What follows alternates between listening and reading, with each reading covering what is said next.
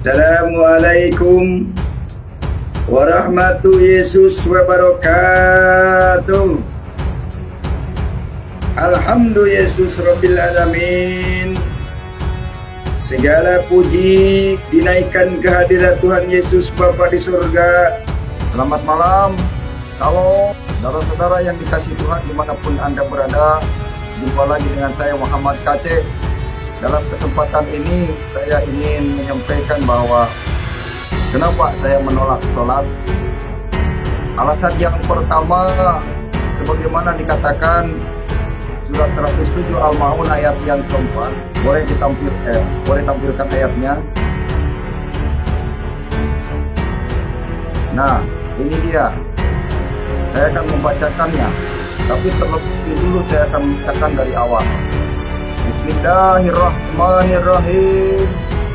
Ara'aital ladzi yukazzibu bid-din fadzalikal ladzi yad'ul yatim wa la yahuddu 'ala ta'amil miskin wa wailul lil muslimin alladzina hum an salatihim sahun.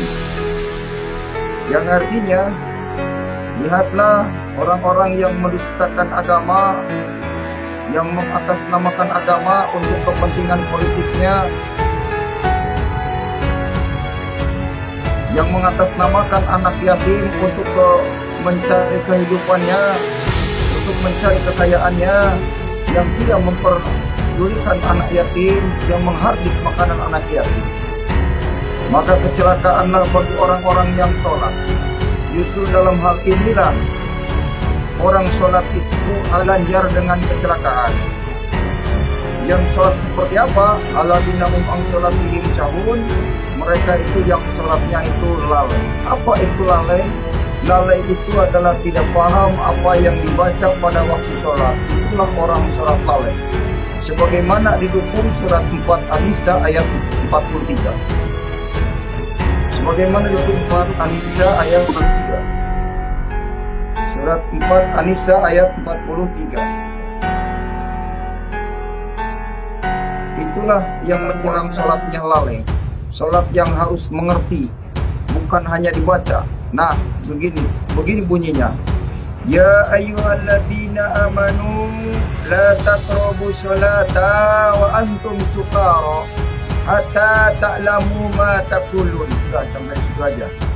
Karena ayat yang lainnya berbeda cerita. Yang artinya, hei orang-orang yang beriman, janganlah kamu dekati sholat seperti orang mabuk sehingga kamu mengerti apa yang kamu katakan. Inilah yang disebut sholat lalai, yaitu orang sholat seperti orang mabuk, berkata-kata tadi tapi tidak mengerti apa yang dia katakan. Nah, itu yang disebut sholat mabuk. Baik itu mabuk bahasa Arab, baik itu mabuk yang tergila-gila dengan agama. Jadi yang akan celaka itu orang sholat.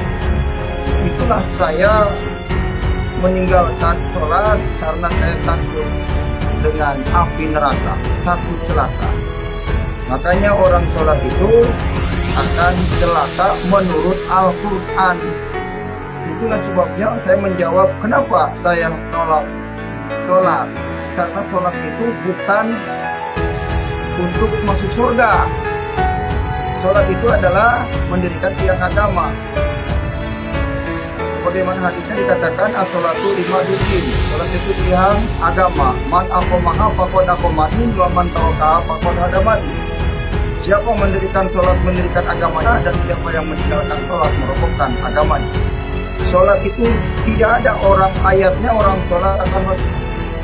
Dan tidak ada ayatnya di Al-Quran bahwa orang sholat akan dapat pahala surga. Tidak ada, karena itu hanya mendirikan sholat yang agama, sholat yang sia-sia. Atau memang itu sholat hanya ikut-ikutan, sholat yang menghadap ke kiblat, menghadapnya ke batu Hajar Aswad. Nah, itu batu hitam. Itu dianggap sholat, padahal itu hanya mendirikan tiang agama, saudara. Jadi kita perlu sadar itu. Jangan merasa benar, tapi kita di hadapan Allah nol besar. Ada sholat yang dibenarkan oleh Allah sebagaimana dikatakan surat 29 Al-Ankabut ayat 45. Surat 29 Al-Ankabut ayat 45. Itu sholat yang benar-benar diperintahkan oleh Allah. Inna uhiya ilaika minal kitab wa aqimus sholat inna sholata tanha 'anil fahsya'i munkar. Ini sholat yang benar. Bacalah kitab yang diwahyukan kepadamu, dan sesungguhnya sholat itu mencegah dari perbuatan-perbuatan keji dan munkar. Wallahu ya'lamu ma tasna'un, dan Allah mengetahui apa yang kamu kerjakan. Jadi walaupun tidak terlihat, tidak riak sholatnya, Allah Maha tahu. Apa yang kamu kerjakan, Allah Maha tahu. Jadi general bangsa Indonesia ini mengikuti sholat yang benar di hadapan Allah sesuai Al-Quran, bukan benar menurut agama.